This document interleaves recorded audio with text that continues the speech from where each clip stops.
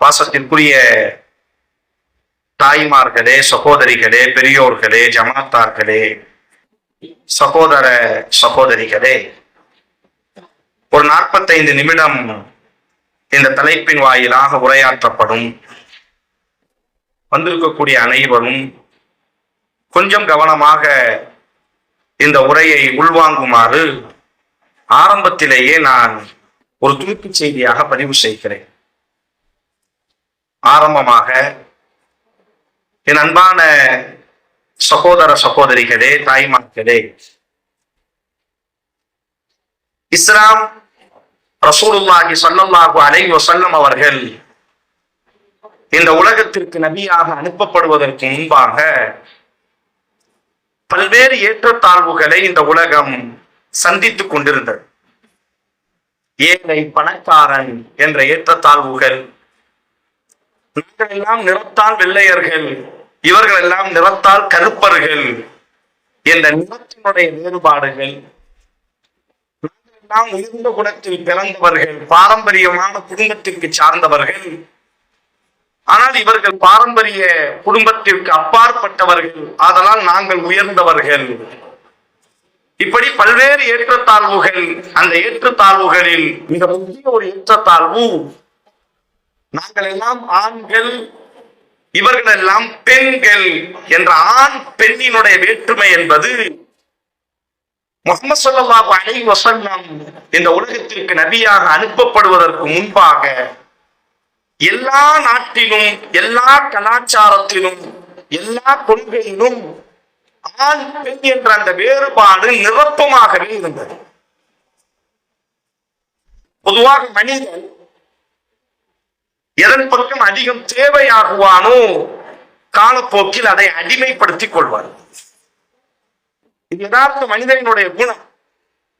ஆண் வர்க்கம் பெண்களின் தயவின் பக்கம், பெண்களின் பக்கம் தேவையாகிக் கொண்டே இருந்தது. காலப்போக்கில் ஆண்கள் இந்த மனநிலைக்கு வந்துவிட்டார்கள் என்று சொன்னால், பெண் என்பவள் நமக்கு கீழாக, நமக்கு சேவை செய்வதற்காக படைக்கப்பட்டவள். பெண் நம்முடைய குழந்தையை சுமப்பதற்காக படைக்கப்பட்டவள். பெண் கணவனுக்கு சமைத்துக் கொடுப்பதற்கும், கணவனுக்கு துவைத்துக் கொடுப்பதற்கும், கணவன் என்ற ஒரு ஆண் வர்க்கத்தினுடைய நிழலிலே மூச்சு விட்டு ஆணினுடைய தயவிலே வாழுவதற்காக பெண் சமூகம் படைக்கப்பட்டது என்ற ஒரு மாயையை உலகம் முழுவதுமே ஏற்படுத்தி வைத்திருந்தார். ஆனால் இஸ்லாம் முஹம்மது ஸல்லல்லாஹு அலைஹி வஸல்லம் இந்த உலகத்திற்கு நபியாக அனுப்பப்பட்ட உடனே அவர்களினுடைய முதல் முழக்கம் எதுவாக இருந்தது என்றால், யா அய்யுஹன் நாசு இன்னா ஹலக்னாகும் மின் ஸக்கரி வ உன்ஸா. அதுவரை ஆண் வர்க்கம் சொன்னது, நாங்கள் தான் அறிவாளிகள், நாங்கள் தான் ஆளர் பிறந்தவர்கள், இந்த உலகத்தை கெட்டி காத்தவர்கள், இந்த உலகத்தை உருவாக்கியவர்களினுடைய தான் இந்த உலகத்தை உருவாக்கி இருக்கிறோம் என்று அதுவரை ஆண் வர்க்கம் தன்னை உலகத்தினுடைய மிக பெரும் அண்ணனாக, பெண் சமூகத்தை எல்லா நாடும், அது இந்திய தேசமாக இருக்கட்டும், அரேபிய தேசமாக இருக்கட்டும், ஆபிரகாமினுடைய மதம் என்று சொல்வார்கள், கிறிஸ்தவ மதமாக இருக்கட்டும், யூத மதமாக இருக்கட்டும், அல்லது அரேபியர்களினுடைய பாரம்பரியமிக்க குணாதிசயங்களாக இருக்கட்டும், எல்லோரும் ஒருமித்து ஒரு கொள்கையில் இருந்தார்கள். பெண் என்பவள் ஆணுக்காக படைக்கப்பட்டவள், பெண் என்பவள் ஆணினுடைய தயவிலே வாழ்வதற்காக படைக்கப்பட்டவள், பெண் என்பவள் ஆணுக்கு சுகம் கொடுப்பதற்காக படைக்கப்பட்டவள், பெண் என்பவள் குழந்தை பெற்றெடுக்கக்கூடிய ஒரு கருவியாக படைக்கப்பட்டவள். கொஞ்சம் நிதானத்தோடு என் அன்பு சகோதரிகள், இந்த தலைப்பை நீங்கள் உள்வாங்க வேண்டும். இந்த தலைப்பினுடைய இறுதி பகுதி உங்களுக்கு புரியும். எவ்வளவு பெரிய அக்கிரமங்கள், அநியாயங்கள் எங்களை சுற்றி பின்னப்பட்டுக் கொண்டிருக்கிறது. ஆனால் இஸ்லாம் முஹம்மது ஸல்லல்லாஹு அலைஹி வஸல்லம் இறை தூதராக அனுப்பப்பட்ட அவர்களுடைய முதல் முழக்கம் எதுவாக இருந்தது? யா அய்யுஹன் நாஸ், மனித சமூகமே, இன்னா ஹலக்னாகும் மின் ஸக்கரி வ உன்ஸா. இந்த உலகத்தை அல்லாஹ் ஆணிலிருந்தும் பெண்ணிலிருந்துமே உருவாக்கினார். ஆண் மட்டும் இந்த உலகத்திற்கு சொந்தக்காரன் அல்ல. இந்த உலகத்தினுடைய நனவுகளுக்கு பொறுப்பேற்க வேண்டியவன் அல்ல.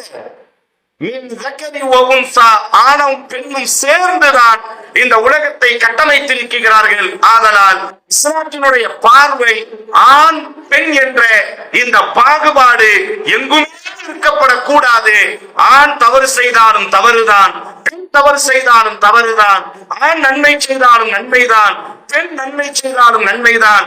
இன்னல் முஸ்லிமீன வல் முஸ்லிமாத்தி வல் முஃமினீன வல் முஃமினாத்தி வல் கானிதீன வல்கானிதாத்தி வஸ்ஸாதிகீன வஸ்ஸாதிகாத்தி வஸ்ஸாயிமீன வஸ்ஸா. எந்த மொழியிலையும் இல்லாத ஒரு வார்த்தை விபச்சாரம் ஒரு வார்த்தையே கிடையாது. எல்லா மொழியிலையும் விபச்சாரி என்ற வார்த்தை தான் உண்டு. தமிழ் மொழியாக இருக்கட்டும், எந்த மொழியாக வேண்டுமையானாலும் இருக்கட்டும். உலக வரைபடத்துல அப்படித்தான் பெண்களை பார்த்தது இந்த உலகம். ஆனால் அல்லாஹ் பேசின முதலில் கற்பை பாதுகாக்க வேண்டிய பொறுப்பு ஆணுக்கு சார்ந்தது. மேலும் பெண்களும் தங்களுடைய கற்பை பாதுகாத்துக் கொள்ளட்டும். உலக வார்த்தைகளிலேயே அல்லாஹ் மட்டும்தான் இந்த வார்த்தையை பேசினான். விபச்சாரம் செய்த ஆணாக இருக்கட்டும், விபச்சாரம் செய்த அஸ்ஸானி, விபச்சாரம் செய்த ஆண் என்ற உலகத்துல முதல் முறையாக இந்த வார்த்தையை பயன்படுத்தியது அல்லாஹ் மட்டும்தான். ஆனால் அதுவரை எப்படி இருந்தது? ஆண் எப்படியும் இருக்கலாம், ஆனால் பெண் அடக்கமாக இருக்க வேண்டும், பெண் ஒழுக்கமாக இருக்க வேண்டும். ஆண் என்ன தவறு செய்தாலும் இந்த சமூகம் அங்கீகரிக்கும். ஆனால் அல்லாஹ்வினுடைய சட்டம் திருடக்கூடிய ஆணாக இருக்கட்டும், திருடக்கூடிய பெண்ணாக இருக்கட்டும், தவறு செய்யக்கூடிய ஆணாக இருக்கட்டும், தவறு செய்யக்கூடிய பெண்ணாக இருக்கட்டும், இந்த மார்க்கத்தில் இபாதத்தாக வேண்டுமையானாலும் இருக்கலாம், அல்லது தவறாக வேண்டுமையானாலும் இருக்கலாம், இருவரும் சமமாகவே பாதிக்கப்பட வேண்டும். இந்த உலகத்தை ஆணை கொண்டும் பெண்ணை கொண்டும் தான் அல்லாஹ் இருக்கிறானே தவிர ஆண் மட்டும் இந்த உலகத்திற்கு சொந்தக்காரன் அல்ல. ஆணுக்கு எப்படி இந்த உலகம் சொந்தமோ அதே அளவிற்கு பெண்ணுக்கும் இந்த உலகம் சொந்தமாக இருக்கிறது என்று அல்லாஹ் ரப்புல் ஆலமீன் முஹம்மது ஸல்லல்லாஹு அலைஹி வஸல்லம் அவர்களின் ஊடாக ஒரு பெரிய உண்மையை இந்த உலகத்திற்கு அல்லாஹ் கொண்டு வந்தான். பெண் என்பவள் ஆணுக்காக படைக்கப்பட்டவள் அல்ல. ஆண் எப்படி அல்லாஹ்வை வணங்குவதற்காக படைக்கப்பட்டானோ அதே போன்றுதான் பெண்ணும் அல்லாஹ்விற்கு சேவை செய்வதற்காக படைக்கப்பட்டவள். பெண் என்பவள் குர்ஆன்ல எங்கும் நீங்கள் இந்த வார்த்தை பார்க்க முடியாது. குழந்தை பெற்றெடுப்பது, குழந்தைகளை வளர்ப்பது, கணவனுக்கு சேவை செய்வதெல்லாம் மாஷா அல்லாஹ் மிக உயர்ந்த நனவுகள், அதில் எந்த குறையும் இல்லை. அதற்காக மட்டும் படைக்கப்பட்டவன் அல்ல. குர்ஆனில் எங்காவது ஒரு இடத்தில் பெண்களே அல்லாஹ் உங்களை குழந்தை பெறுவதற்காக படைத்தான் எங்கேயும் ஒரு வார்த்தை உண்டோ? அல்லது நபிமொழிகளில் எங்கேயும் ஒரு ஹதீஸ் பெண்களே நீங்கள் குழந்தை பெற்றெடுப்பதற்காக அல்லாஹ் உங்களை படைத்திருக்கிறான் என்ற வார்த்தை எங்கேயும் ஒரு வார்த்தை உண்டா என்றால் எங்குமே இல்லை. وَمَا خَلَقْتُ الْجِنَّ وَالْإِنسَ إِلَّا لِيَعْبُدُونِ. ஆணையும் பெண்ணையும் அல்லாஹ்வை வணங்குவதற்காக ஆணும் பெண்ணும் அல்லாஹ்வுக்காக படைக்கப்பட்டிருக்கிறீர்கள். யாரும் யாரையும் அடிமைப்படுத்துவதற்காக அல்ல, யாரும் யாருக்கு இவருடைய தயவிலே கூடு கும்படி போட்டு வாடுவதற்காக அல்ல. எந்த ஆணினமும் பெண்ணுக்கு அடிமை அல்ல, எந்த பெண்ணினமும் ஆணுக்கு அடிமை இல்லை என்ற உண்மையான தத்துவத்தை அவர்தான் இஸ்லாத்தினுடைய வளர்ச்சியை நீங்க ஆய்வுக்கு உட்படுத்தினால் ஆண்களை விட பெண்கள் தான் இன்றும் சரி, ரசூலினுடைய காலத்திலும் சரி, ஆண்களை விட பெண்கள் தான் அதிகமாக இஸ்லாத்திற்குள்ளாக நுழைந்தார்கள். என்ன காரணம்? இஸ்லாம் அன்றைக்கு அவர்கள் உணர்ந்திருந்தார்கள், இஸ்லாம் மட்டும்தான் பெண் சமூகத்தின் விடியலாக, இஸ்லாம் மட்டும்தான் பெண்ணியத்தின் காப்பாளனாக இஸ்லாம் மட்டும்தான் இருக்கிறது. அன்பு சகோதரிகள், எல்லாம் எல்லோரும் அமர்ந்திருக்கு. ஒரே ஒரு சின்ன ஒரு செய்தியை நான் உங்களுக்கு பதிவு செய்தால், இஸ்லாம் பெண்களை எங்கே வைத்து அழகு பார்த்தது. இன்றைக்கு நாமும் ஆண்கள், பல ஆண் சமூகம், பல ஆண்களும் வந்திருக்கிறோம். நமது வீட்டில் முதலில் நாம் பெண்களை பற்றியதான பார்வை என்ன? அவள் ஜோடிக்க வேண்டும், அவள் சமைக்க வேண்டும், அவள் குழந்தை பெற வேண்டும். ஆணும் அப்படித்தான் நினைக்கிறார், ஒரு பெண்ணும் அப்படித்தான் நினைக்கிறார். தன்னை பற்றியதான பிம்பம் என்ன? நான் எதற்காக? எங்களுக்கு தெரிந்ததெல்லாம் நாங்கள் ஜோடிக்க வேண்டும், எங்கள் கணவரை மகிழ்ச்சிப்படுத்த வேண்டும், சுவையான உணவுகளை நாங்கள் சமைத்துக் கொடுக்க வேண்டும். எங்களுக்கான கடமை முடிந்து விட்டது. சகோதரர்கள், ரசூலுல்லாஹி ஸல்லல்லாஹு அலைஹி வஸல்லம் அவர்களினுடைய காலத்துல குர்ஆன்ல அல்லாஹ் இந்த வரலாறை பதிவு செய்கிறார். உங்க வீட்டுக்கு சென்று 28வது ஜுஸு, இந்த 28வது ஜுஸுவினுடைய முதல் அத்தியாயத்திற்கு பெயர் முஜாதலா என்று இந்த பெயர். முஜாதலா என்ன? முஜாதலா, முஜாதலா என்றால் என்ன? இப்ப நான் பேசுறேன், நீங்க எல்லாம் கேட்கிறீங்க. இது ஹிதாப். நான் மட்டும் பேசுவேன், நீங்க எல்லாம் அமைதியா கேட்பீங்க. இதுக்கு பெயர் ஹுதுபா, ஹிதாப், கலாம், ஹதீஸ் என்று சொல்வார்கள். ஆனால் முஜாதலான்னா என்ன?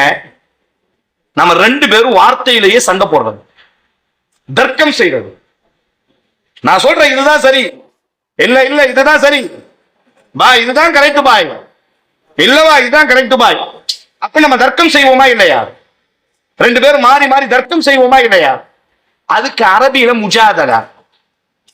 ரசூலுல்லாஹி ஸல்லல்லாஹு அலைஹி வஸல்லம் குர்ஆனினுடைய ஒரு அத்தியாயத்துக்கு பேர் என்ன?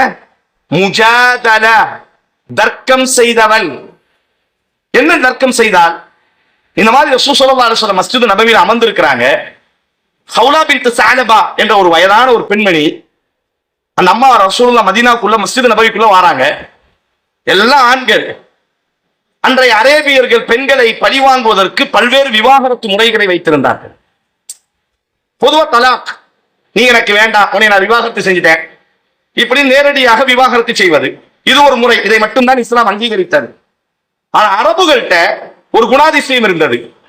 என்ன குணாதிசயம் என்றால், பெண்களை தான் மனைவியை பழிவாங்குவதற்காக அரபுகள் ஒரு விவாகரத்து முறையை கையில் வைத்திருந்தார்கள். லிஹார் என்று சொல்வார்கள். அதாவது தன்னுடைய மனைவி தன்னை விட்டு போகவும் கூடாது, ஆனால் அவன் கூட என் கூட வாழவும் கூடாது, நடு ரோட்ல நிக்கணும். அதுக்கு அவங்க வைத்திருந்த ஒரு முறை என்னன்னா, தான் மனைவியை பார்த்து எங்க அம்மா முதுகு மாதிரி உன் முதுகு இருக்கு, எங்க அம்மா மாதிரி நீ இருக்க அப்படின்னு ஒரு வார்த்தையை சொல்லிவிட்டார் என்றால், அந்த அம்மா இன்னொரு ஆணை இத்தாவை முடிச்சுட்டு இன்னொரு ஆணை கல்யாணமும் முடிக்க முடியாது. இப்படி இந்த ஆள் பழைய கணவனும் போய் வாழவும் மாட்டான். காரணம், அந்த பெண்ணை பழி வாங்கணும், தான் மனைவியை பழி வாங்கணும் அப்படிங்கிறதுக்காக மடையர்களாக பெண் இனத்தை அடிமைப்படுத்துவதற்காக வைத்திருந்த ஒரு சட்டம் இந்த சட்டம். இந்த ஹவுலா பின்த் ஸஅலபாவுக்கு ஒரு கணவர், அவரும் நபித்தோழர். ரெண்டு பேரும் ரொம்ப சந்தோஷமா வாழ்ந்துட்டு இருக்கிறாங்க. அரேபியர்களினுடைய பழக்கம் அல்லவா அது. காலம் காலமாக பெண்களை அடிமைப்படுத்தியே வாழ்ந்து பழகியவர்கள் அவர்கள். அப்ப ஒரு நேரத்துல இந்த அம்மாவுக்கு அந்த கணவருக்கும் வாய் தகராறாச்சு. பொதுவா வீட்டுல ஏற்படுமா இல்லையா? அந்த நபித்தோழர் என்ன செஞ்சாருன்னா, இவனை நம்ம பழி வாங்கியே ஆகணும் அப்படின்னு சொல்லி, எங்க அம்மா முதுகு மாதிரி உன் முதுகு இருக்கு அப்படின்னு அந்த நபித்தோழர் சொல்லிவிட்டார். இப்ப அரேபியர்களினுடைய சட்டம் என்ன? இந்த அம்மா கூட சேர்ந்து வாழக்கூடாது. இன்னொரு சட்டம் என்ன? இந்த அம்மா இந்த ஆளை விட்டு பிரியவும் கூடாது. புரிகிறதா இல்லையா? வீட்டிலேயே ஆணினுடைய தயவுல அந்த ஆளு வரவும் மாட்டான், நம்மளை விடுதலையும் செய்ய மாட்டான். நேரா அந்த அம்மா ரசூலுல்லாஹ்ட்ட வராங்க. قد سمع الله قول التي تجادلك في زوجها وتشتكي الى الله والله يسمع تحاوركما. அல்லாஹு அக்பர். உங்க வீடுகளுக்கு சென்று படித்து பாருங்கள். ரசூல் உட்கார்ந்து இருக்கிறாரு. வல்லதி நஃப்ஸி பியதி, உன்னுடைய உயிர் யார் கைவசம் இருக்குமோ அந்த ரப்பின் மீது ஆணையிட்டு நான் கேட்கிறேன், முஹம்மதே, இது என்ன நியாயம்? என்னுடைய கணவர் இப்படி சொல்வது எந்த விதத்தில் நியாயம்? அல்லாஹ் சொல்கிறான், துஜாதிலுக முஹம்மதே, உன்னிடத்தில் தனது உரிமைக்காக தர்க்கம் செய்தாலே அந்த பெண்ணினுடைய தர்க்கத்தில் தான் உண்மை இருக்கிறது. அந்த பெண்ணினுடைய சப்தத்தை அல்லாஹ் கேட்கிறான். இப்ப நாம எல்லாம் இங்க உட்கார்ந்து இருக்கிறோம். ஒரு அம்மா எந்திரிச்சு எப்பா அப்படின்னு ஒரு கேள்வி கேட்டுச்சுன்னா நம்ம என்ன சொல்லுவோம்? அது நம்ம வீட்டுல யாச்சும் அந்த உரிமை கொடுத்துருக்கிறோமா? வாயாடியான பெண்மணி, ஒழுக்கங்கெட்ட பெண்மணி. ஆனா அல்லாஹ் சொல்கிறான், முஹம்மது ஸல்லல்லாஹு அலைஹி வஸல்லம் ஆண்கள் பெரும் நபித்தோழர்கள், ரசூலிடத்திலே தர்க்கம் செய்ததே கிடையாது. ஆனால் இஸ்லாம் கொடுத்தது, சம உரிமையை கொடுத்தது. நீ ஆணாக இருந்து கொள், பெண்ணாக இருந்து கொள், உனக்கான உரிமையை நீ பெற்றுக்கொண்டே ஆகணும். அல்லாஹ்வின் தூதர் மஸ்ஜித் நபவியில் அமர்ந்திருக்கிறார். நபித்தோழர்களுக்கு மற்றொரு அம்மா வருகிறார். யா முஹம்மது ஸல்லல்லாஹு அலைஹி வஸல்லம், எப்பொழுதும் ஆண்களுக்கு மட்டும் உபதேசம் செய்து கொண்டிருக்கிறீர்கள், நாங்கள் உங்கள் சமுதாயத்தை சார்ந்தவர்கள் தானே. முழு நபித்தோழர்களுக்கு மத்தியில் மஸ்ஜித் நபவியில் பள்ளிவாயிலில் ஒரு பெண்ணுக்கான அதிகாரமும் சுதந்திரமும் முஹம்மது ஸல்லல்லாஹு அலைஹி வஸல்லம் வமா அர்ஸல்னாக இல்லா ரஹ்மத்தல் லில் ஆலமீன் முஹம்மது இப்னு அப்துல்லாஹ் அல்லாஹ்வின் தூதர், ஒட்டுமொத்த சமூகத்தினுடைய தலைவர், எம்முடைய இரு லோகத்தினுடைய தலைவர். ஆனால் அந்த அம்மா வருகிறார், மஸ்ஜித் நபவிக்குள்ளாக நுழைகிறார். முஹம்மது ஸல்லல்லாஹு அலைஹி வஸல்லம் அவர்களே, எப்பொழுதும் உங்களை சுற்றி ஆண்கள் உட்கார்ந்து இருக்கிறார்கள். நாங்கள் உங்கள் சமுதாயத்தை சார்ந்தவர்கள் தானே. எங்களுக்கும் நீங்கள் கல்வி கற்றுக் கொடுக்க வேண்டும் அல்லவா? எங்களுக்காகவும் நீங்கள் ஒரு நாளை ஒதுக்க வேண்டும்.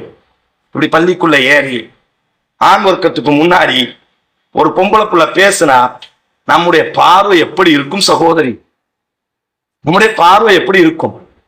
ரசூலுல்லாஹி ஸல்லல்லாஹு அலைஹி வஸல்லம் ஆண்களை பார்த்து சொன்னார்கள், எந்த ஆணுக்கு தைரியம் உண்டு இந்த பெண்ணை போன்று தன்னுடைய உரிமையை கேட்டு வாங்குவதற்கு?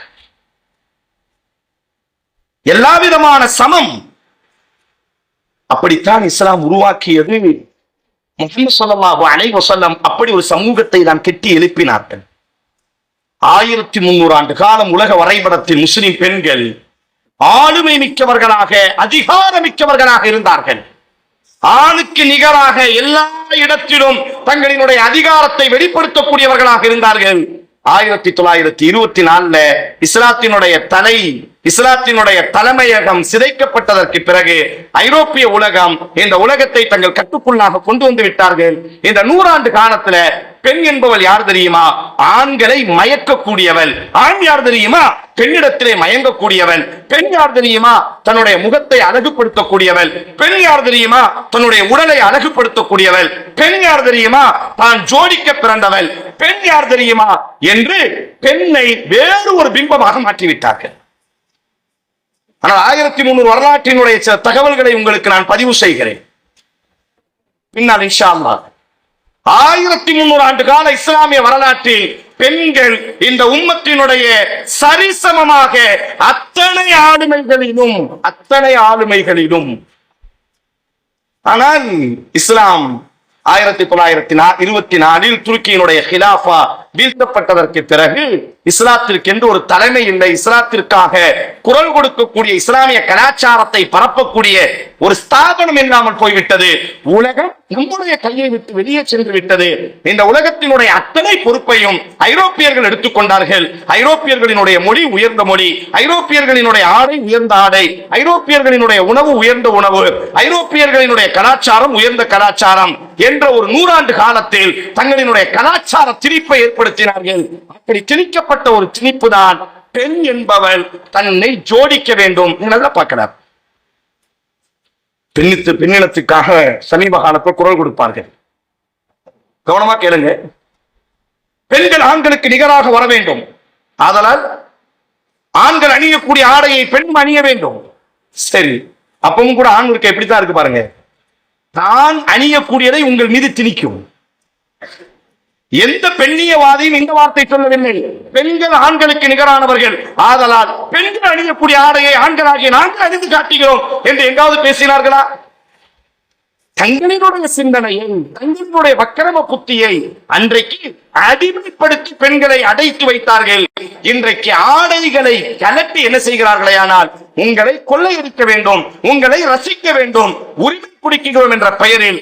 நல்லா பாருங்க, விளம்பரங்கள்ல ஆம்பளை வரக்கூடிய விளம்பரத்தெல்லாம் பாத்தீங்கன்னா ஹிஜாப் ஃபுல்லா மூடி இருப்பான், அதிகபட்ச டை கட்டி இருப்பான், அதிகபட்ச சாக்ஸ் போட்டிருப்பான், அதிகபட்ச ஷூ போட்டிருப்பான். நீங்க நல்லா கவனிங்க. ஒரு இன்டர்வியூக்கு போகணும், ஒரு ஏர்போர்ட்ல வேலை செய்யக்கூடிய ஆண் அல்லது ஒரு பைலட், ஒரு விமான ஓட்டி அல்லது ஒரு கலெக்டர் அல்லது ஒரு நாட்டினுடைய பிரதம மந்திரி அல்லது ஒரு நாட்டினுடைய IAS IPS அதிகாரி என்று உங்களுக்கு சொல்லும் பொழுது அந்த ஆணை பற்றி என்ன உருவம் வரும்?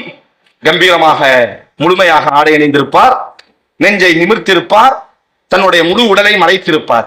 கொஞ்சம் அப்படி வாருங்கள். நவீன காலத்து பெண்கள், ஐரோப்பிய பெண்கள், பெண்வாதிகள் என்று வரும் பொழுது என்ன ஒரு பிம்பம் வருகிறது? டூபிசான. இதான் ஐரோப்பியர்கள் இந்த 100 ஆண்டு காலத்துல இஸ்லாம் ஒரு பெரிய அழகான சூழலை உருவாக்கி இருந்தது. ஆண் என்பவன், பெண் என்பவன் ஆடையை கலட்டுவது அல்ல சுதந்திரம். உங்களுக்கு எல்லாம் தெரிஞ்சு, இப்ப நீங்க எல்லாம் ஹிஜாப் அணிஞ்சிருக்கிறீங்க. எதுக்கு ஹிஜாப் அணிஞ்சிருக்கிறீங்கன்னு கேட்டா நம்ம ஒரு காரணம் சொல்லுவோம். எதுக்கு அணிஞ்சிருக்கிறோம்? அந்நிய ஆண்கள் எங்கள் உடலை பார்க்க கூடாதுன்னு சொல்லி ஒரு காரணம். உண்மைதான். ஆனா இந்த ஒரு காரணத்துக்கு மட்டும் ஹிஜாப் கிடையாது. குர்ஆன் நல்லா சொல்றான் பாருங்க. அன்றைய காலத்துல அரேபியர்களும் சரி, ஐரோப்பிய, நம்ம கேட்கலாம், எனக்கு செல்போன் உண்டல்லவா சகோதரி, சும்மா ஒரு 1000 வருடத்திற்கு முன்னாடி ஐரோப்பிய பெண்கள் எப்படி இருந்தார்கள், இந்திய பெண்கள் எப்படி இருந்தார்கள் அப்படின்னு ஒரு இமேஜ் உண்டு. சும்மா நாங்க கூகுள்ல டைப் பண்ணி பார்க்கலாம். அரேபிய பெண்கள் உலகம் முழுவதும் ஒரு 1000 வருஷத்துக்கு முன்னாடி, 1000 வருஷம்னா வேணாம், நம்ம நாட்டுல 100 வருஷத்துக்கு முன்னாடி பெரியார் மேல்சிலைக்காக போராடினார். திருவிதாங்கூர் சமஸ்தானத்துல பெரியார் பெண்கள் மேல்சீலை அணிய வேண்டும் என்று போராடினார். அப்போ ஒரு 100-200 வருஷத்துக்கு முன்னாடி இந்தியால உலகம் முழுவதும் ஐரோப்பியர்கள் நீங்க பாத்தீங்க அப்படின்னு சொன்னா எப்படி ஒரு பிம்பத்தை வச்சிருந்தாங்கன்னா, இன்னைக்கு எப்படி ஆண்கள் முழுமையா ஆடை அணியணும், பெண் என்பவள் ஆடை குறைவாக இருக்க வேண்டும், ஆணினுடைய பார்வை எப்பொழுதும் பெண்ணினுடைய அந்த உடல்களை ரசித்துக் கொண்டே இருக்க வேண்டும் என்பதற்காக பெண் முழுமையாக ஆடை அணிவதை தடை செய்திருந்தார்கள். ஐரோப்பியர்களும் அப்படித்தான், இந்தியர்களும் அப்படித்தான், அரேபியர்களும் அப்படித்தான். என்ன, ஆண்கள் முழுமையாக ஆடை அணிய வேண்டும். பெண் என்பவள் ஆண்கள் ரசிப்பதற்காக பிறந்தவள், ஆதலால் அவர் முழுமையாக ஆடை அணியக்கூடாது. எப்பொழுதும் தங்களினுடைய மேலிகளை ஆண்களை கவரும் விதமாக, ஆண்கள் பார்க்கும் விதமாக தங்கள் உடல் உறுப்புகளை அமைத்துக் கொள்ள வேண்டும் என்று எழுதாத ஒரு சட்டத்தை உலகம் முழுவதும் எழுதி வைத்திருந்தார்கள். முஹம்மது ஸல்லல்லாஹு அலைஹி வஸல்லம் வஹியாக அறிவித்தார்கள், ஆண் மட்டும் முழு ஆடை அணிந்து கண்ணியத்திற்குரியவன் அல்ல, இந்த சமூகத்தில் பிறக்கக்கூடிய அத்தனை பெண்களும் ஆண்களுக்கு நிகராக தன்னுடைய முழு ஆடையை அணிந்து கொண்டு பயணிக்க வேண்டும். காரணம், முழு ஆடைதான் ஆணுக்கு கண்ணியம் என்றால் அதே கண்ணியம் பெண்ணுக்கும் வேண்டும் என்பதாக அல்லாஹ்வின் தூதர் உருவாக்கினார். ஹிஜாப் கடமையாக்கப்பட்டதே பெண்களினுடைய ஆணுக்கு நிகரானவர்கள், நீ மட்டும் முழு ஆடை அணிவதற்கு தகுதியானவன் அல்ல. காரணம், அப்படித்தான் எழுதி வைத்திருந்தார்கள். நல்லா பார்க்கலாம், ஐரோப்பிய பெண்கள் 2 பீஸ்ல இருப்பாங்க. ஆனா ஐரோப்பிய ஆட்சியாளர்கள், ராணி, லண்டனினுடைய மகாராணி எலிசபெத்தினுடைய போட்டோ எல்லாம் இருக்கும் பாருங்க, கிளியோபாட்ராவினுடைய போட்டோ எல்லாம் இருக்கு, கூகுள்ல போய் பாருங்க. அவங்க முழுமையாக ஆடை அணிஞ்சிருப்பாங்க. என்ன காரணம்? உயர்ந்தவர்கள் மட்டும்தான் முழுமையாக ஆடை அணிய வேண்டும், மற்றவர்கள் எல்லாம் ஆண்களினுடைய பார்வைக்கு விருந்தாக வேண்டும் என்று அவர்கள் எழுதாத சட்டத்தை எழுதி வைத்த பொழுது இஸ்லாம் சொன்னது, இல்லை இல்லை, பெண் என்பவள் ஆணுக்கு நிகரானவள், ஆண் மட்டும் தன்னை மூடி மறைத்துக் கொண்டு கண்ணியமாக உலா வருவான் என்று சொன்னால் அதே கண்ணியம் எமது வீட்டு பெண்களுக்கும் கடைசி கோடியில் இருக்கக்கூடிய அத்தனை பெண்களுக்கும் போய் சேர வேண்டும் என்பதாக இஸ்லாம் ஹிஜாபை கடமையாக்கியதனுடைய முதல் காரணம் ஆணுக்கு நிகரான என்பதை உணர்த்துவதற்காக. நண்பு சகோதரிகளே, ரசூலுல்லாஹி ஸல்லல்லாஹு அலைஹி வஸல்லத்தினுடைய காலத்து பெண்கள், அல்லாஹ்வின் தூதர் எவ்வளவு பெரிய ரிஜாலுன், ஆண் என்ற வார்த்தைக்கு தகுதியானவர் முஹம்மது ஸல்லல்லாஹு அலைஹி வஸல்லம். ஒரு ஆண் ஒரு பெண் சமூகத்தை எப்படி மதித்திருக்கிறார்கள் என்பதற்கு அல்லாஹ்வின் தூதர் ஸல்லல்லாஹு அலைஹி வஸல்லம் அவர்களிடத்துல ஹிஜ்ரி 5ஆம் ஆண்டு மதீனாவை சார்ந்த நுஃபைசா என்று சொல்லக்கூடிய ஒரு பெண்மணி என்ன செய்கிறார்கள் என்று சொன்னால் வருகிறார். ருஃபைதா, அந்த அம்மா யாருன்னா ஒரு டாக்டர். நீங்க கூகுள்ல போய் சும்மா உங்க கையில எல்லாம் கூகுள் இருக்குல்ல, இன்னைக்கு நாம எல்லாம் காய்ச்சல் வந்துச்சுன்னா டாக்டருக்கு போறோமா இல்லையா, மருத்துவமனைக்கு போறோமா இல்லையா, கிளினிக் போறோமா இல்லையா? உலகத்துல அவ்வளவு ஆலமும், இந்த உலகத்திலேயே முதல் மருத்துவமனை யாரால், எப்பொழுது, எங்கு கெட்டி எழுப்பப்பட்டது என்று சும்மா நீங்க எந்த மொழியை வேண்டுமையானாலும் கேளுங்க கூகுள். ஹிஜ்ரி 5ஆம் ஆண்டு இந்த ருஃபைதா, இந்த அம்மா எப்படின்னா இவ ஒரு மருத்துவ பெண்மணி. இந்த அம்மா என்ன செய்வாங்கன்னா, அதுவரை உலகத்துல மருத்துவம் எப்படி இருந்துச்சு, ரொம்ப வேண்டாம், ஒரு 50-60 வருஷத்துக்கு முன்னாடி உங்க நாச்சியார் கோயில கூட இப்படித்தான் மருத்துவ முறை இருந்துச்சு. நமக்கு காய்ச்சல் வந்துச்சுன்னா டாக்டர் நம்ம வீட்டுக்கு வருவாரு, பெட்டியை தூக்கிட்டு என்ன செய்வாரு, சைக்கிள்ல அவர் வீட்டுக்கு வந்து ஊசி போட்டு போவாரு. 50 வருஷத்துக்கு முன்னாடியே இந்த கட்டமைப்புன்னா 1400 வருஷத்துக்கு முன்னுக்கிட்டி உலகத்துல என்ன கட்டமைப்பு இருந்திருக்கும், அப்படித்தான் இருந்துச்சு. இந்த ருஃபைதா அம்மா உருவாகிற முன்னக்கட்டி வர இஸ்லாமிய வரலாற்றில் ஆண்களும் சாதனை செய்திருக்கிறார்கள், பெண்களும் சாதனை செய்திருக்கிறார்கள். ஆனா ஆண்கள் செய்த சாதனைகள் எல்லாம் அவர் இல்லாட்டா இன்னொரு ஆள் செஞ்சிருப்பாரு. ஆனா இஸ்லாமிய வரலாற்றுல பெண்கள் செய்த சாதனை இருக்க, அந்த அம்மா இல்லாட்டினா இன்று வரை அந்த சாதனை நடந்திருக்குமா என்பது ஆச்சரியம். ஒண்ணுமே வேண்டாம். ஆயிஷா ரலியல்லாஹு அறிவிச்ச எல்லா ஹதீஸையும் எடுத்துக்கொள்ளுங்கள். அபூ ஹுரைரா ரலியல்லாஹு அறிவிச்ச ஹதீஸ் எல்லாம் எடுத்துக்கிடுங்க. அபூ ஹுரைரா ரலியல்லாஹு அன்ஹு மிகப்பெரிய ஹதீஸினுடைய முஃபக்கீர், மிகப்பெரிய முஹத்தீஸ் ரலியல்லாஹு அன்ஹு, அல்லாஹ் அவருக்கு அருள் செய்யட்டும். ஆனால் அபூ ஹுரைரா என்ற ஒரு ஜீவன் நமக்கு உருவாகாமல் இருந்திருந்தால் அதே ஹதீஸை அப்துல்லாஹ் இப்னு உமர் ரலியல்லாஹு அறிவிச்சிருக்காங்க, அப்துல்லாஹ் பின் சுபைர் ரலியல்லாஹு அறிவிச்சிருக்காங்க, அனஸ் இப்னு மாலிக் ரலியல்லாஹு அறிவிச்சிருக்காங்க, அபூ மூஸா அஷ்அரி ரலியல்லாஹு அறிவிச்சிருக்காங்க.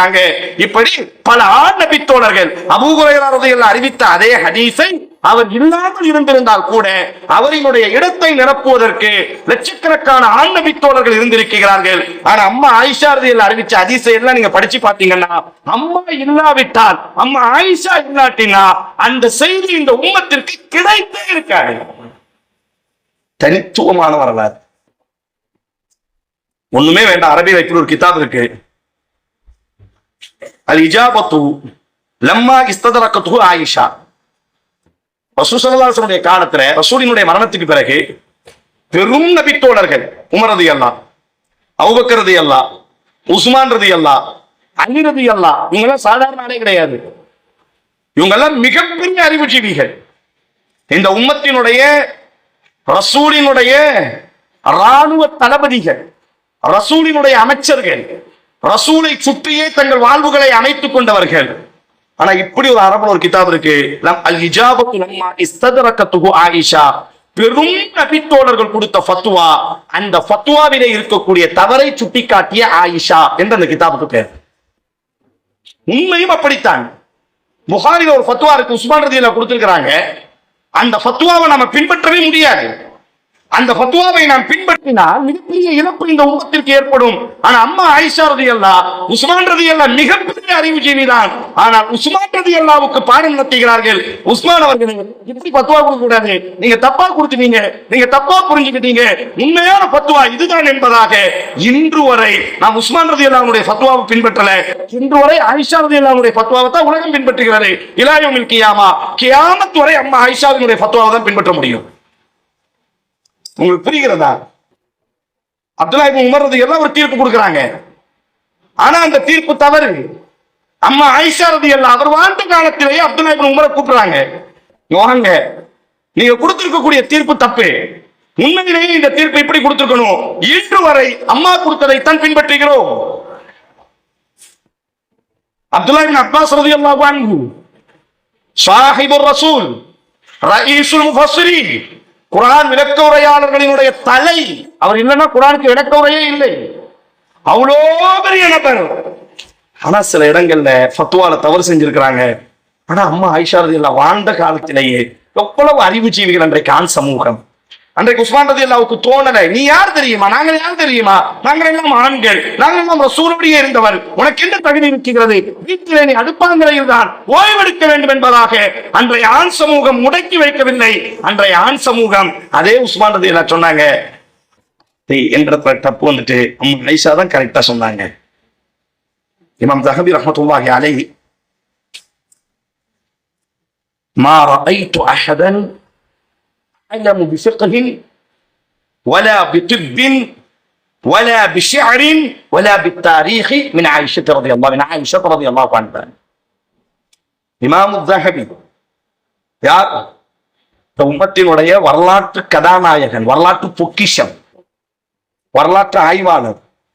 அவர் சொல்றாரு, அம்மா ஆயிஷாவினுடைய அறிவை பத்தி, ஆயிஷா ரலியல்லாஹு வாழ்ந்த காலத்துல அம்மா ஆயிஷாவுக்கு நிகரா மிகப்பெரிய ஃபிக்ஹ், மிகப்பெரிய அறிஞர் உலகத்துல யாருமே கிடையாது. வலா பித்திப்பின், மருத்துவத்துல அம்மா ஆயிஷாவுக்கு நிகரா உலகத்துல யாரும் கிடையாது. வலா பிஷ்ஷாரின், கவிதைகளை உருவாக்குறதுல அம்மா ஆயிஷாவுக்கு நிகரா யாரும் கிடையாது. வலா பித்தாரீக், உலக வரலாற்றை படிப்பதுல, உலக வரலாற்றை கரைத்து குடித்தது, வரலாற்று பாடம் நடத்துவதுல, வலா ஹிசாபின், மேக்ஸ் கல்வியில. அன்னைக்கு அரபுகளுக்கு இல்லாத ஒரே கல்வி மேக்ஸ் கல்வி தான். அவங்களுக்கு மேக்ஸும் கிடையாது, வராது. 10 எண்ணணும்னா 5 எண்ணிட்டு திருப்பி இந்த கையிலேயே 6 எண்ணலாம் மடக்கி. ஆனா அவங்க என்ன மாட்டான், அடுத்த கைக்கு போயிடுவான்.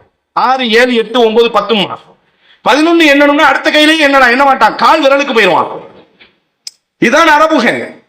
ஆனா அம்மா ஆயிஷாவை பற்றி இமாம் தபரி சொல்கிறார், இமாம் தஹவி சொல்கிறார், அன்றைக்கு வாழ்ந்த காலத்துல அம்மா ஆயிஷாவை விட கணக்கில உலகத்தில் அவருக்கு நிகரானவர்கள் யாரும் இல்லை. ஆனால் ரசூலுல்லாஹி ஸல்லல்லாஹு அலைஹி வஸல்லம் தன் வீட்டு பெண்களை அழகுபடுத்தினார்கள். உடலால் அல்ல, நகைகளால் அல்ல, ஜோடனையினால் அல்ல, கல்வியால், ஆளுமையினால். பாருங்க, இந்த அம்மா உருவாகிற முன்ன கட்டி உலகத்துல எப்படி மருத்துவ முறை இருந்துச்சுன்னா, டாக்டர் வீட்டுக்கு வருவாரு, இதான் மருத்துவ முறை.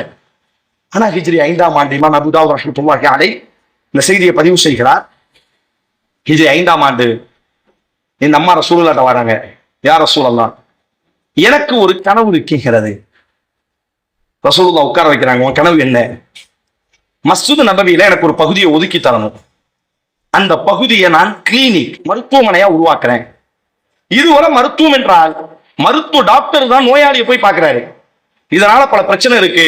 ஒரு நோயாளியை போய் 10 கிலோமீட்டருக்கு அப்பால போய் பார்க்கணும். இன்னொரு நோயாளி இன்னொரு 5 கிலோமீட்டருக்கு அப்பால இருப்பான். இந்த இடைப்பட்ட நேரத்துல நோய் பரவும், மரணம் கூட வந்து விடுகிறது. நேரடியாக மருத்துவர்களுடைய கட்டுக்கோப்பில் இருக்க முடியாது. நோயாளிகள் மருத்துவரினுடைய கட்டுக்கோப்பில் இருந்தால்தான் நோயினுடைய வீரியத்தை குறைக்க முடியும். ஆதலால் எனக்கு ஒரு சிந்தனை உண்டு. அதுவரை இந்த சிந்தனை, ஆண்களும் பிறந்திருக்கிறது, கோடான கோடி ஆண்கள் பிறந்தார்கள். பெண்ணை விட மருத்துவ உலகத்திலே பல ஆண்கள் முதிர்ச்சி அடைந்திருக்கிறார்கள். ஆனால் இந்த உயர்ந்த சிந்தனை உருவாகவில்லை. அதைத்தான் நாங்கள் சொல்கிறோம், பெண்கள் உங்களது சிந்தனை என்பது ஆண் சிந்தனையை விட மிக கடுமையானது. நல்லா பாருங்க, ஒரு டாக்டர் சொல்றாரு, இப்ப என்னால பேச முடியும், நீங்க முழுசா என் கைகாலெல்லாம் அசைகிற மாதிரி இருக்கும், ஆனா எனக்கு இது எதுவுமே தெரியாது. என் சிந்தனை ஃபுல்லா என் பேச்சுல தான் இருக்கு. என்னால ஒரு ஆணால ஒரு நேரத்துல ஒரு வேலையத்தான் செய்ய முடியும். அதிகபட்சம் ஒரு ஆணால் ஒரு நேரத்தில் 2 வேலையை செய்ய முடியும். பேசிக்கிட்டே டீ ஆட்ட முடியும். அதிகபட்சம் இவ்வளவுதான் முடியும். ஆனா உலகத்துல ஒரு பெண்ணால அல்லாஹ் கொடுக்கக்கூடிய ஆற்றல் என்னன்னா, என் மனைவி காலையில எந்திப்பா, அவ தொழுவா, தொழுதுட்டு இருக்கும் பொழுதே எங்க குக்கர் சவுண்டு போடும், பிள்ளைங்களுக்கு சாப்பாடு. தொழுது முடிச்சோட குக்கர் மண்டல ஒரு கொட்டு அப்படியே செஞ்சிருக்கும் பொழுது தூங்கிட்டு இருப்பான் புள்ள, அவனை எழுப்பி பல் தேய்க்கிறது. அவன் பல் தேய்ச்சிட்டு இருக்கும் பொழுது அடுத்து இன்னொருத்தனை குளிக்க ஊத்துறது. அவனை குளிக்க ஊத்திட்டு இருக்கும் பொழுது முதல்ல பல் தேய்ச்சனா இல்லை, அவனுக்கு ட்ரெஸ் தேய்ச்சிட்டு இருக்கிறது. என் சகோதரி, ஒரு மருத்துவர் சொல்றாரு, உலகத்துல ஒரே நேரத்துல ஒரு பெண் 10க்கும் அதிகமான வேலையை செய்ய முடியும். அவளுக்கு அல்லாஹ் அவ்வளவு ஆற்றலை கொடுத்திருக்கிறான். இதே ஆற்றல் ஒரு ஆணுக்கு தற்பொழுது இருக்கக்கூடிய நேரத்துல ஒரு நேரத்துல 10க்கும் அதிகமான வேலையை ஒரே நேரத்தில் ஒரு ஆண் செய்வான் என்றால் 1 மணி நேரத்தில் இதயம் பிடித்து சத்தே விடுவான். ஆனா உங்களுடைய யதார்த்த லைஃப் அப்படி மாறிட்டு. அதான் அந்த அம்மா ருஃபைதா வருகிறார். அல்லாஹ்வின் தூதரே, இதுவரை மருத்துவ உலகத்திற்கான ஒரு மாறுதல், வேறு ஒரு மாறுதல், ஆனால் என்னிடத்திலே ஒரு திட்டம் இருக்கிறது. கேட்கிறாங்க, என்ன செய்யணும்? நீ பொம்பளை, உனக்கெல்லாம் என்ன தகுதி இருக்கிறது? வீடு கட்டுறோம், வீட்டுல என்னைக்காச்சும் மனைவியை உட்கார வச்சு நம்ம எப்படி வீடு கட்டணும், நாம என்ன செய்யலாம்? ஏதேனும் தப்பி தவறி மனைவியோ தாயோ சகோதரியோ ஆலோசனை கொடுத்தால் கூட உனக்கெல்லாம் ஒண்ணுமே தெரியாது, உன் வேலையை பார்த்துட்டு போயிடும். மட்டப்படுத்தி மட்டி பெண் நான் ஆண், சின்ன வயதிலேயே பெண் குழந்தை ஆண் குழந்தையை இந்த பாகுபாடோடித்தான் வளர்க்கிறோம். ஒரு ஆண் குழந்தை ஓடும், நீ ஓடாதே என்று சொல்வோம். ஆனால் ஒரு பெண் குழந்தை ஓடும், நீ பெண் ஓடாதே என்று சொல்கிறோம். ஒரு ஆண் குழந்தை பொய் பேசும், நீ பொய் பேசாதே என்று சொல்கிறோம். ஆனால் ஒரு பெண் குழந்தை அதே தவறை செய்தால் நீ பெண், பொய் பேசாதே என்று சொல்கிறோம். சின்ன வயதிலேயே ஒரு ஆணினுடைய உள்ளத்துல நீ எல்லாம் ஆண், ஒரு பெண்ணினுடைய உள்ளத்துல நாம் எல்லாம் பெண் என்ற அந்த தாழ்வு மனப்பான்மை வளர்ந்து வரும் பொழுது அடுத்த தலைமுறை பெண்ணை உடலை மட்டுமே கவரக்கூடிய ஒரு கவர்ச்சியாக பார்க்கிறது. ரசூலுல்லாஹி ஸல்லல்லாஹு அலைஹி வஸல்லம் சஹீஹ் முஸ்லிம்ல அழகான ஒரு ஹதீஸ் வரும். ஒரு நபித்தோர் உட்கார்ந்து இருப்பாரு. அப்ப அவரினுடைய சின்ன ஆம்பளை பையன் ஓடி வருவான். வந்தவுடனே வாழ்ந்த அடி அணைச்சிக்கிடுவாரு, முத்தமிடுவாரு. அலா ஃபஹ்தைஹி யுஸ்ரா, தன்னுடைய வலது தோல்ல உட்கார வச்சுக்கிடுவாரு, தனது வலது தொடையில உட்கார வச்சுக்கிடுவாரு. ஃபமக்கஸ கலீலன், கொஞ்ச நேரத்துல ஃபஜா இப்னத்தை, அவரினுடைய மற்றொரு பொம்பளை புள்ள வரும். அந்த புள்ள வந்த உடனே அந்த புள்ளைய அரவணைப்பாரு, முத்தமிடுவாரு, ஆனா பூமியில உட்கார வைப்பாரு. ரசூலுல்லாஹி ஸல்லல்லாஹு அலைஹி வஸல்லம் சின்ன செய்தி சொல்றாங்க. அல்லாஹ்வின் தூதர் நபித்தோழரை பார்த்து கேட்பார், உனக்கு தான் அல்லாஹ் இன்னொரு தொடையை தந்திருக்கிறான், அந்த தொடையில உன் பொம்பளை புள்ளைய உட்கார வைக்கலாம் அல்லவா? அந்த இடத்துல உடனே அந்த நபித்தோழர் தூக்கித்தாங்க. இடது தொடையில உட்கார வச்ச உடனே அல்லாஹுவின் தூதர் சொல்வார், அதல்த, இப்பொழுதுதான் நீ நீதமாக நடந்திருக்கிறாய். ஆம்பளை புள்ள படிப்புக்கு நாங்க செலவு செய்யக்கூடிய தொகை, பொம்பளை பிள்ளையினுடைய படிப்புக்கு நாங்கள் செலவு செய்யக்கூடிய தொகை, ஆம்பளை புள்ள படிக்கணும், பொம்பளை புள்ள அவ பிள்ளைக்கு சொல்லிக் கொடுக்கக்கூடிய அளவுக்கு படிச்சா போதும். சும்மா ஒரு பேருக்கு ஒரு டிகிரி, ஒரு பேருக்கு ஒரு டிகிரி. மாப்பிள்ளை கல்யாண வீட்டுல கேட்பாங்களா இல்லையா? மாப்பிள்ளை வீட்டுல அதெல்லாம் ஒரு டிகிரி. இப்ப எல்லாரும் டிகிரி போடணும். ஆம்பளை புள்ளன்னா இதுதான் பாகுபாடு. முதலில் நம்மிடத்தில் இருந்து இந்த பாகுபாடுகள் ஒழிக்கப்பட வேண்டும். ஆண் குழந்தைகள், பெண் குழந்தைகள் என்ற பாகுபாடுகள் முழுமையாக தகர்க்கப்பட வேண்டும். பாருங்க, இந்த சின்ன மிக நெருக்கமான நேரமும் கூட. அப்ப அந்த ருஃபைதா அம்மா வராங்க, வந்து சொல்றாங்க, யார சொல்லலாம், என்கிட்ட ஒரு ஐடியா இருக்கு. ரசூலா உட்கார வச்சு, என்ன ஐடியா? இதுவரை மருத்துவ டாக்டர் தான் நோயாளியை போய் சந்திக்கிறாங்க, நீங்க மட்டும் மஸ்ஜித் நபவியில ரசூலினுடைய தொழுகை பள்ளி. அம்மா கேட்கிறாங்க, இந்த பள்ளியில எனக்கு கொஞ்சம் இடத்த கொடுத்துக்கிட்டீங்கன்னா இந்த இடத்த நான் கிளினிக்கா மாத்திடுவேன், நோயாளிகளுக்கு எல்லாம் அறிவிப்பு செஞ்சிருவேன், யாருக்கும் நோயாளி இருக்கோ எல்லாரும் இந்த கிளினிக்கு வாங்க, குறிப்பிட்ட இந்த நேரம் டாக்டர் இங்க இருப்பாங்க. அப்போ அம்மா ரசூலா கேட்கிறாங்க, இதனால என்ன லாபம்? அம்மா சொல்றாங்க, ஒரு இடத்துல மருத்துவர் இருப்பாரு, பல நூறு நோயாளிகள் மருத்துவரை தேடி வருவார்கள், ஒரே நேரத்தில் பல நோயாளிகளுக்கு சிகிச்சை அளிக்க முடியும். இரண்டாவது, உச்சகட்டமான நோயாளிகளை நேரடியாக நம்முடைய கிளினிக்கிலேயே மருத்துவமனையிலேயே தங்க வைத்து அவருக்கான மருத்துவர்களினுடைய நேரடி பார்வையில் அவரை வழிகாட்ட முடியும். உடனடியாக ரசூலுல்லாஹி ஸல்லல்லாஹு அலைஹி வஸல்லம் மஸ்ஜித் நபவியில ஒரு இடத்தை ஒதுக்குறாங்க. அம்மா ருஃபைதாவினுடைய தலைமையில மருத்துவமனை உருவாகுது. உலக வரலாற்றுல உங்க வீடுகளுக்கு போய் கூகுள்ல தட்டுங்க, அவ்வளவு ஆலமு ஃபில் முமர்திபா, உலக வரலாற்றுல முதல் மருத்துவமனை அம்மா ருஃபைதா கட்டிய மருத்துவமனை. அதுக்கு பிறகுதான் இன்னைக்கு நம்ம பார்க்கக்கூடிய ஸ்டாலின் மருத்துவமனை, அப்பல்லோ மருத்துவமனை, இன்றைக்கு அரசு மருத்துவமனைகள், உலகத்தினுடைய எவ்வளவு பெரிய மருத்துவமனைகள். இந்த எல்லா மருத்துவமனைக்கும் விதையாக அமைந்தது ருஃபைதத்துல் அன்சாரியா என்ற ஒரே ஒரு பெண்மணியினுடைய அறிவு. அந்த பெண்ணுக்கு அறிவு இருந்ததை அல்லாஹ்வின் தூதர் புரிந்து கொண்டார்கள். இது சரியானது என்பதாக அந்த பெண்ணை தட்டி கொடுத்து அந்த பெண்ணை உயரத்தில் வைத்து அழகு பார்த்தார்களே. இங்கு ரெண்டு புரியப்பட வேண்டும். பெண்களும் தங்கள் அறிவை வளர்த்துக் கொள்ள வேண்டும். அந்த அறிவை ஆணும் புரிந்து கொண்டு தன்னுடைய வீட்டு பெண்களை உயரத்தில் பார்க்க வைத்து அழகு பார்க்க வேண்டும். ஆனா இன்னைக்கு என்ன பிரச்சனை? நம்மளை விட அதிகமா படிச்ச பொண்ணு வேண்டாங்க, திமிருங்க. நம்மளை விட ரொம்ப பேசுறியா? உனக்கு தெரியுமா நான் யாரு தெரியுமா? எங்க அத்தா யார் தெரியுமா? நீ யார் தெரியுமா? ரசூலுல்லாஹி ஸல்லல்லாஹு அலைஹி வஸல்லம். இன்னைக்கு நாம எல்லாம் பள்ளிக்கூடம் போறோமா இல்லையா? ஸ்கூல் போறோமா இல்லையா? காலேஜ் போறோமா இல்லையா? உலகத்துல நான் சொல்லக்கூடிய வரலாறுக்கு முன்னாடி ரசூலுல்லாஹ் மரணிச்சு ஒரு 200 வருஷத்துல இந்த வரலாறு நடக்குது. ஃபாத்திமத்துல் ஃபிஹ்ரியா அப்படின்னு ஒரு பொம்பளை புள்ள பிறக்கிறார். மொரோக்கோ அப்படின்னு ஒரு நாடு. நாம எல்லாம் போன வருஷம் ஃபுட்பால் பார்த்தவங்களுக்கு தெரியும். அதுவரை உலகம் ஃபுட்பால்ல வெற்றி பெற்றா பொம்பளைய அரை நிர்வாணமாக மது பின்னங்களை கொண்டு கொண்டாடுவார்கள். உலக வரைபடத்திலேயே முதல் முறையாக கொண்டாட்டத்தை இப்படியும் கொண்டாட முடியும் என்பதாக மொரோக்கோவினுடைய வீரர்கள் தான் ஃபுட்பால்ல கத்தார்ல வெற்றி அடைந்த பொழுது தங்களினுடைய தாயையும் மனைவியையும் சகோதரியையும் களத்திற்கு கொண்டு வந்து அவர்களை கெட்டி அணைத்து அவர்களினுடைய ஆடைகள் முழுமையாக ஹிஜாபை அணிந்தவர்களாக பாருங்கள். உறவுகளோடு தாயோடி கொண்டாடுவதுதான் கொண்டாட்டம் என்ற கொண்டாட்டத்தின் விதிமுறையையே மாற்றி காட்டியவர்கள் மொரோக்கோ. அந்த மொரோக்கோவை சார்ந்த கிபி 850, இன்னைக்கு நம்ம 2024 உட்கார்ந்து இருக்கிறோம். கிபி 850 ஒரு 1300 வருஷத்துக்கு முன்னாடி, ஒரு 1250 வருஷம் முன்னாடி இந்த அம்மா ஃபாத்திமத்துல் ஃபிஹ்ரியா உங்களை மாதிரி ஒரு வாலிப பொம்பளை புள்ள. இவரினுடைய தகப்பன் மரணிக்கிறாரு. பாப்பா மரணிச்ச உடனே இந்த பிள்ளைக்கு பாப்பாவினுடைய சொத்து வருது. கொஞ்சம் கவனமா கேளுங்க.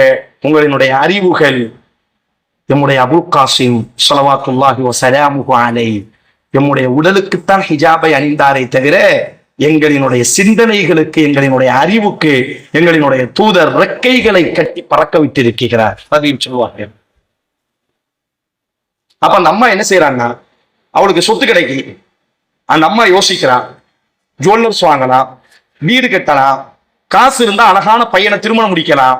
ஆனா இது எதுவுமே வேண்டாம், நம்மள்ட்ட ஒரு கனவு இருக்கு. அந்த அம்மாவுக்கு ஒரு கனவு இருந்துச்சு.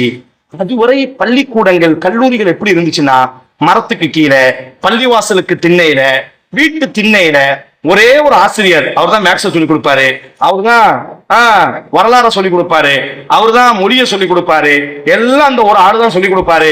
வீட்டு திண்ணையில உட்கார்ந்து இருப்பாரு, அல்லது மரத்துக்கு கீழே உட்கார்ந்து இருப்பாரு, அல்லது பள்ளிவாசலுக்கு திண்ணையில உட்கார்ந்து இருப்பாரு. பிள்ளைங்கள்லாம் அங்க போய் படிக்கும். ஒரே ஒரு ஆசிரியர். அவர் என்ன செய்வார் என்று சொன்னால், ஒரே ஆசிரியர் தான் எல்லாத்தையும் சொல்லிக் கொடுப்பாரு. ஆனா அந்த அம்மாவுக்கு ஆசை இப்படி இருக்கக்கூடாது, கற்பதற்கென்றே ஒரு கட்டிடத்தை கட்டணும். கல்லூரியை கட்டுறாங்க. உங்க வீடுகளுக்கு போய், நான் மீண்டும் சொல்கிறேன், கையில இருக்கக்கூடிய செல்போன் என்பது இன்றைக்கு நவீனத்துவம். அல்லாவுக்காக ஒரே ஒரு முறை அந்த செல்போன்ல கேட்டு பாருங்க, அவ்வளவு ஆலமு ஃபில் ஜாமியா, உலகத்துல கெட்டப்பட்ட முதல் பல்கலைக்கழகம் யாரால் எப்பொழுது எங்கே கெட்டப்பட்டது என்று கேட்டு பாருங்கள். உலகத்துல அந்த பதில் உங்களுக்கு கூகுள் கொடுக்கும். என்னன்னா, அந்த அம்மா என்ன செய்யறான்னா, தான் கிடைச்ச வாப்பா மரணிச்ச அந்த காசை வச்சு பெரிய பில்டிங்க கட்டுறா. அந்த பில்டிங்ல இப்திதாஇயா ஆரம்ப பள்ளிக்கூடம், வாசித்தியா நடுநிலை பள்ளிக்கூடம், ஆலியா உயர்நிலை பள்ளிக்கூடம், ஜாமியா பல்கலைக்கழகம் என்பதாக பாடத்தங்க எல்லாம் என்ன செய்யறா, பிரித்தெடுக்கிறார், அறிவிப்பு செய்கிறார். நீங்கள் இனி கற்க வேண்டுமையானால் ஆரம்ப பள்ளிக்கு வரணும். ஆரம்பத்தில் வெற்றி பெற்று விட்டால் நடுநிலை பள்ளிக்கு நீங்கள் உயர்வீர்கள். நடுநிலை பள்ளியில வெற்றி அடைந்து விட்டால் உயர்நிலை பள்ளிக்கு செல்வீர்கள். உயர்நிலையில நீங்க வெற்றி அடைந்து விட்டால் பல்கலைக்கழகத்திற்கு செல்வீர்கள் என்பதாக உலகத்தில முதல் பள்ளிக்கூடத்தையும் உலகத்தில முதல் பல்கலைக்கழகத்தையும் உருவாக்கியது ஃபாத்திமத்துல் ஃபிக்ரியா என்ற ஒரே ஒரு பெண்மணி மட்டும்தான். அவளினுடைய சிந்தனை தான் உலகத்தில் கல்வி நிலையங்களை உருவாக்கிச்சு. உருவாக்கியதை தாண்டி நாம எல்லாம் இன்னைக்கு படிச்சு முடிச்சுட்டா BA, MA, MPhil, PhDன்னு சொல்லி சனது கொடுக்கறாங்களா இல்லையா, டிகிரி கொடுக்கறாங்களா இல்லையா? உலகத்துல முதல் டிகிரி கொடுக்கப்பட்டது இந்த ஃபிக்ரியா பல்கலைக்கழகத்துலதான். ஆளுமை மிக்கவர்களாக உருவாக்கினார்கள். நூற்றுக்கணக்கான வரலாறுகள். அது இப்படி ஒரு அர்க்கம் நதிவின்னு சொல்லி லண்டனை சார்ந்த ஒரு பெரிய எழுத்தாளர் அல் வஃபாவு பி அஸ்மாஇன் நிசா அப்படின்னு ஒரு புத்தகத்தை தோத்துருக்கிறாரு.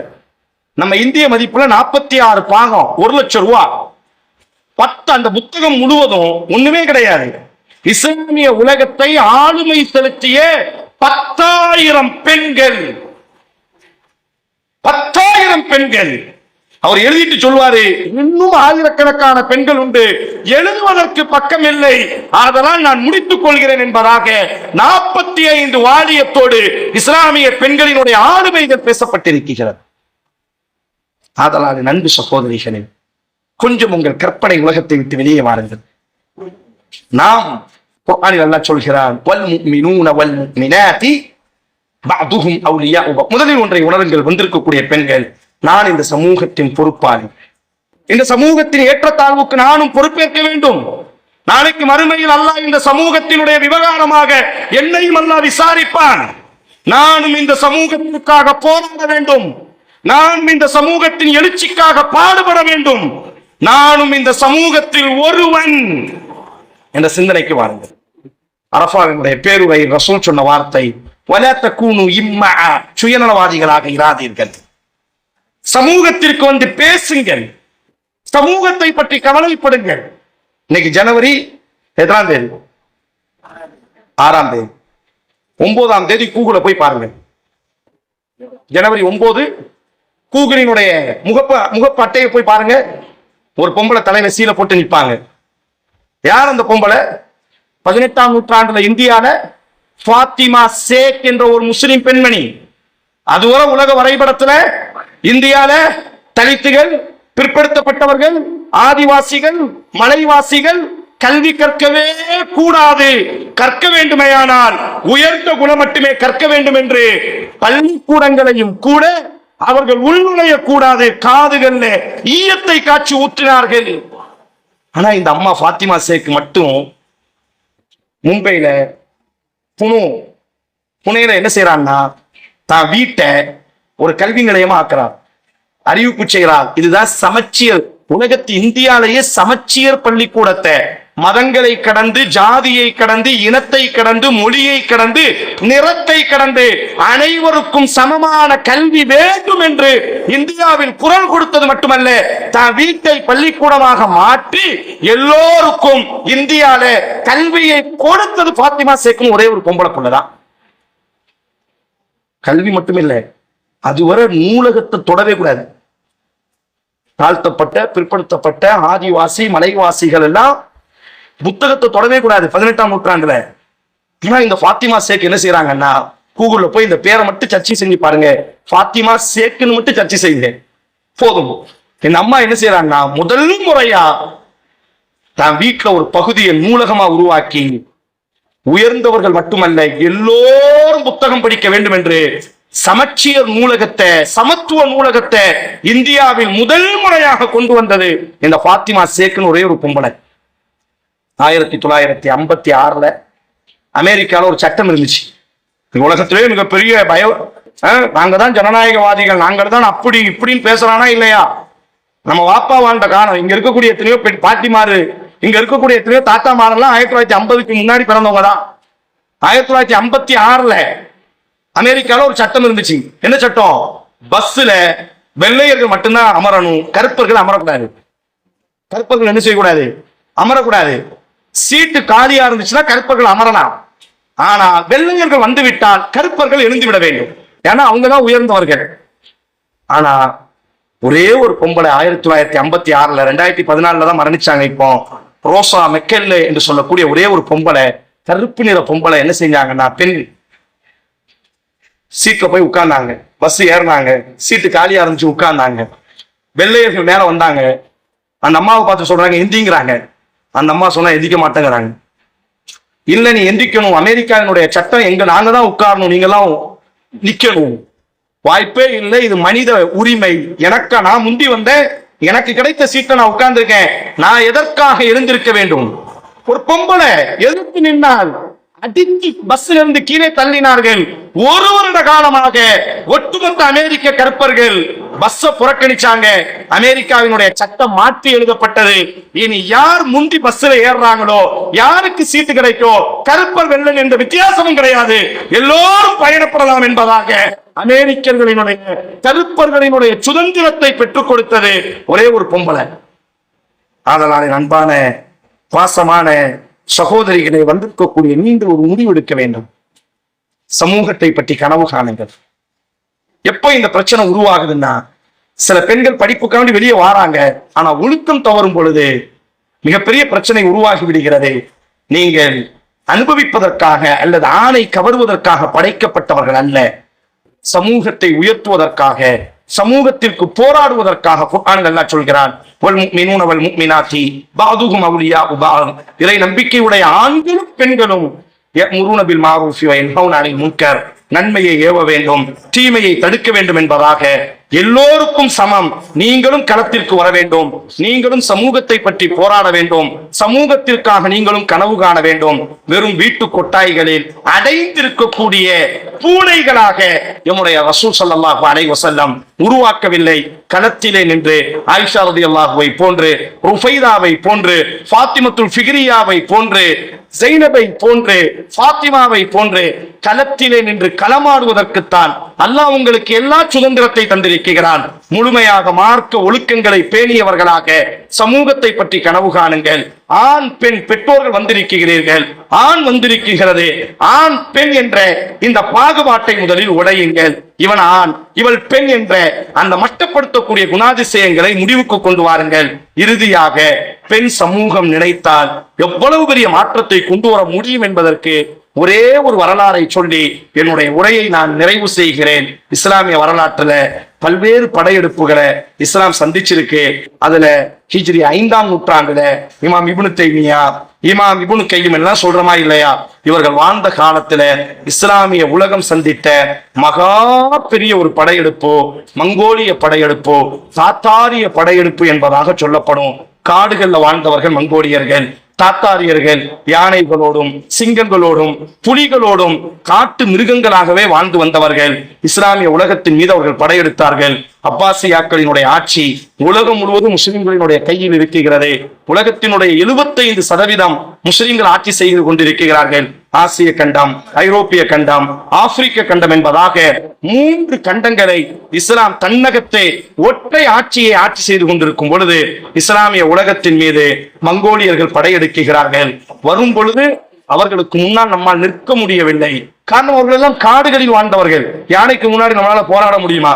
இந்த கூட்டத்துக்குள்ள ஒரு சிங்கம் வந்துச்சுன்னா நம்மளால எதிர்த்து நிற்க முடியுமா? காடுகளிலேயே வாழ்ந்தவர்கள் அவர்கள். காட்டு மிராண்டிகள், காட்டு வாசிகள், ரத்தம் குடிக்கக்கூடிய ஓநாய்கள் என்றுதான் அவர்களே பெயர் வைத்துக் கொண்டார்கள். அவர்களுடைய சின்னமே ஓநாய் தான். ரத்தம் குடிக்கக்கூடிய ஓநாய்கள் என்று தான் தங்களை அவர்கள் என்ன செய்வார்கள்? மனித ரத்தத்தை சுவைக்கக்கூடியவர்கள், மனித ரத்தத்தை அப்படி கோப்பைகளில் ஊற்றி குடிக்கக்கூடியவர்கள். அவ்வளவு கொடுமைக்காரர்கள். இஸ்லாமிய உலகத்தின் மீது படையெடுத்தார்கள். இஸ்லாமிய உலகத்தால் அவர்களை எதிர்கொள்ள முடியவில்லை. ஒட்டுமொத்த இஸ்லாமிய உலகமும் அவர்களினுடைய கரத்திற்குள்ளாக சென்று விட்டது. தாயிஃப், எகிப்து, சிரியா, ஈராக் ஒரே நாளில் புகாரால மட்டும் 6 லட்சம் மக்களை, இன்னைக்கு காசால இந்த 90 நாள்ல 25,000 பேரை கொன்றது நமக்கு எவ்வளவு ஆச்சரியமா இருக்கு. இன்னைக்கு அணுகுண்டு இருக்கு, இன்னைக்கு அணு ஆயுதம் இருக்கு, இன்றைக்கு நவீன ஆயுதங்கள் இருக்கு. ஆனா இமாம் இப்னு கஸீர் வரலாற்றை பதிவு செய்வார், ஒரே நாளில் கிட்டத்தட்ட 6 லட்சம் முஸ்லிம்களை கண்டம் துண்டமாக என்ன செய்தார்கள்? வெட்டி எறிந்தார்கள். முன்னாடி போராட முடியல, எதிர்க்க முடியவில்லை. மிருகங்கள் அவர்கள். இஸ்லாமிய ஒட்டுமொத்த உலகமும் அவர்களினுடைய காலில் சரணடைந்து விட்டது. இஸ்லாத்தினுடைய தலைநகரம் பக்தாத் ஒரே நாளில் 8 லட்சம் மக்களை அப்படியே பிணங்கள் அடுக்கி வைக்கப்பட்டிருந்தது, மலைகளை போன்று. இமாம் இப்னு கஸீர் சொல்வார், பக்தாதின் மீது மங்கோலியர்கள் படையெடுத்த அந்த நாள் இருக்கிறது, மலைகளை பார்த்தவர்கள் பிணற்றினுடைய மலையை அன்றைக்குத்தான் நாங்கள் பார்த்தோம். மங்கோலியரினுடைய ஒரே ஒரு பெண்மணி வாழ உருவிட்டு தெருக்குள்ள வருவாள், முஸ்லிம் தெருக்குள்ள எல்லா ஆண்களையும் வெளியாக்குவா. வீட்டுல போய் என்ன செய்வா? இன்னொரு வாழை எடுத்துட்டு வந்து முஸ்லிம் ஆண்களினுடைய தலையை வெட்டுவா. எந்த ஆணுக்கும் தைரியம் இருக்காது, எங்களை ஏன் வெட்டுகிறாய், எங்களை ஏன் கொல்லுகிறாய், நாங்க என்ன செஞ்சோம் என்று எதிர்த்து நிற்பதற்கு அவர்கள் வருகிறார்கள் என்று சொன்னால் முஸ்லிம் ஆட்சியாளர்கள் கழுத்தை அறுத்துக் கொண்டார்கள். காரணம், அவர்கள் கையில கிடைச்சி கொடூரமா சாவதை விட பக்தாதிற்குள்ள, சிரியாக்குள்ள, எகிப்துக்குள்ள, ஹிம்சுக்குள்ள, அலப்போல அதாவது மங்கோலியர்கள் வந்து விட்டார்கள் என்ற தகவலை கேட்டவுடன் முஸ்லிம் ஆட்சியாளர்கள் தங்கள் கழுத்துக்களை தாங்களாக அறுத்துக் கொண்டார்கள். இந்தியா வரை அவர்களினுடைய படையெடுப்பு. நீங்க வீட்டுல போய் மங்கோலிய படையெடுப்பு அப்ப நீங்க சர்ச்சை செஞ்சு பாத்தீங்கன்னா, மங்கோலிய உலகம் கிபி 10ஆம் நூற்றாண்டுல மங்கோலிய உலகம், மங்கோலிய மேப் அப்ப நீங்க சர்ச்சை செஞ்சு பாத்தீங்கன்னா, கிட்டத்தட்ட ஆசிய கண்டம், ஐரோப்பிய கண்டம், நாம 600 வருஷமா களத்துல நின்று எல்லா நாட்டையும் ஆட்சி செஞ்சிருக்கிறோம். ஆனா வந்த 20-30 ஆண்டுகளுக்குள்ளாக முழு நிலத்தையும் அவங்க தங்க கட்டுப்பாட்டுக்குள்ள கொண்டு வந்துட்டாங்க. ஆனா பெரிய ஆச்சரியம் என்னன்னா, இன்னைக்கு மங்கோலியர்கள் உலகத்திலே கிடையாது, தாத்தாரியர்கள் இன்னைக்கு உலகத்திலே கிடையாது.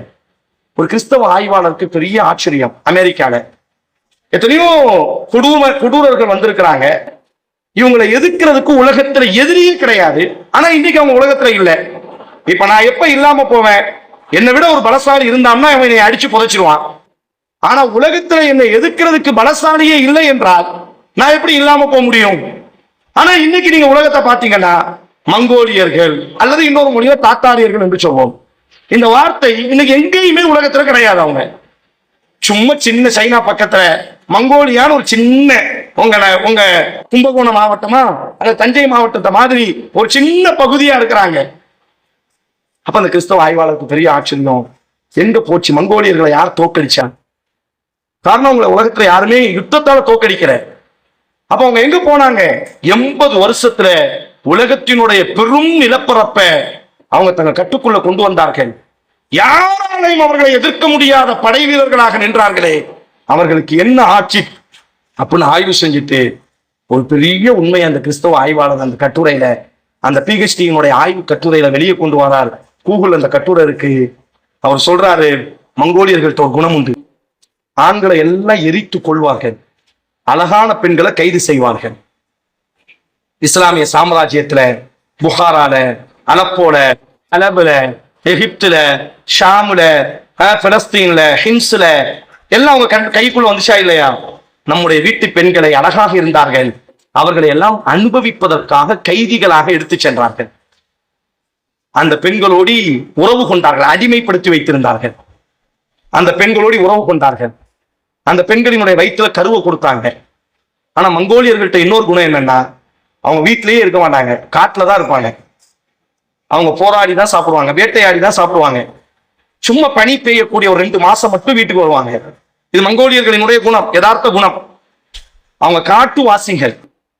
அப்போ இந்த முஸ்லீம் பெண்களை எடுத்துட்டு போனவங்க அந்த பெண்களை அனுபவிச்சுட்டு தங்களினுடைய கூடாரத்திலேயே உட்கார வச்சுட்டு அவங்க காட்டுக்கு போயிடுவாங்க. மாதக்கணக்காக, சில மாதங்களுக்கு பிறகு, சில வருடங்களுக்கு பிறகு திருப்பி வருவார்கள். இப்ப அந்த பெண்கள் குழந்தை பெற்றெடுத்திருப்பார்கள். அந்த குழந்தையை வளர்க்கக்கூடிய பொறுப்பு, மங்கோலியர்கள் குழந்தையை வளர்க்கவே மாட்டாங்க, ஆண்கள், பெண்கள் தான் வளர்ப்பார்கள். இன்றைக்கும் சரி, அன்றைக்கும் சரி. தாத்தாரியர்களினுடைய குணாதிசயம் என்னன்னா, ஆண்கள் குழந்தையை வளர்க்க மாட்டார்கள், பெண்கள் தான் அவர்கள் சமூகத்தில் குழந்தையை வளர்ப்பாங்க. அப்ப முஸ்லிம் பெண்கள், பெண் முஸ்லீமாக இருப்பா, ஆனா கணவன் தாத்தாரியனாக மங்கோலியனாக இருப்பான். அந்த பெண்களுக்கு கொடுத்த அந்த கரு முஸ்லிம்கள் தங்கள் கைக்குள்ள வந்துச்சு. அந்த கருவை வளர்த்தாங்க.